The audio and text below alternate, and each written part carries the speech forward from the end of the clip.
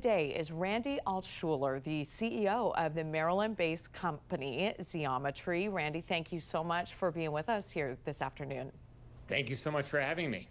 Yeah, and let's just get into this. Are you surprised so many people are concerned about the state's economy?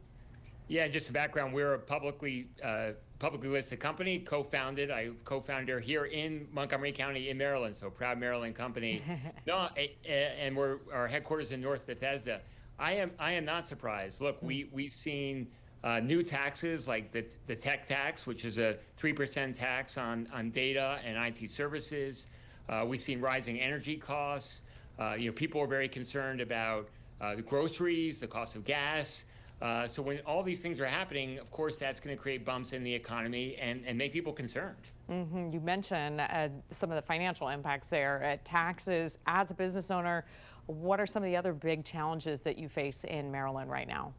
Yeah, well, the tax thing's important because if you're building a business and we've grown our company rapidly, you need predictability, you need consistency. So when there are new taxes like that tech tax, which is a very unusual one, you get concerned, and that stifles investment. You either have a wait and see, or you're seeing some businesses move out of the state, go to some of our neighboring states, our competitive states.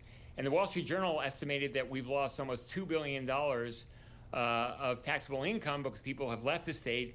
We need a consistent message and carry through from the state that we are open for business, we want businesses here, and we're going to create the environment that makes that happen. And to build on that, I'm going to share some numbers. Randy, you already know these. I'm sure a recent report from CNBC ranked the state's economy 32nd in the country and even lower when it comes to business friendliness and the cost of doing business, what you just mentioned there. Obviously, there are things a governor cannot control. But what do you believe Governor Moore and other leaders should be doing to improve the business climate, the business environment, as you just called it, in the state?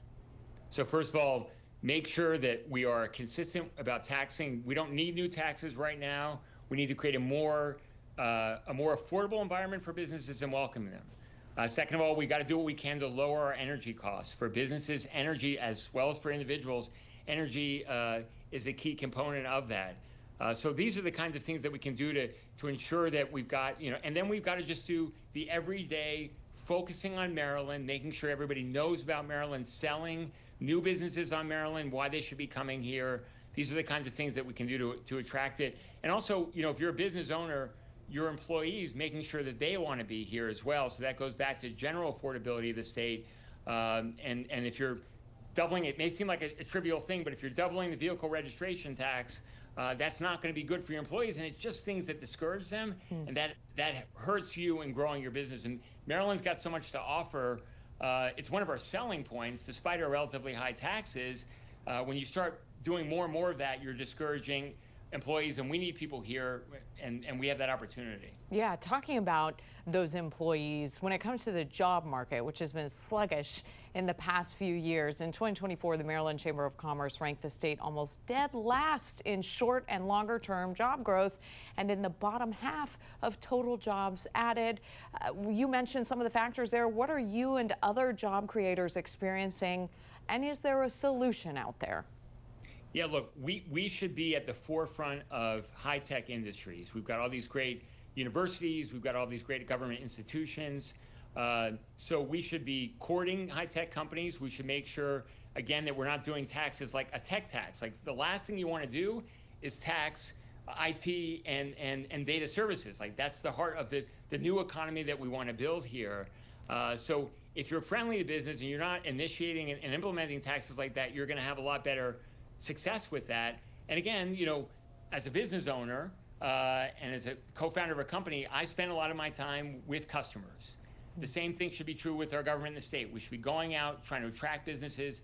That's an everyday thing. It takes a lot of time, but it's that nitty-gritty that any business owner will tell you about that makes their business great. We need to make sure our government is doing the same thing. They can't control everything, but they can be opening up and rolling out the welcome carpet and being active in doing that. Yeah, you've been doing business in Maryland for a long time.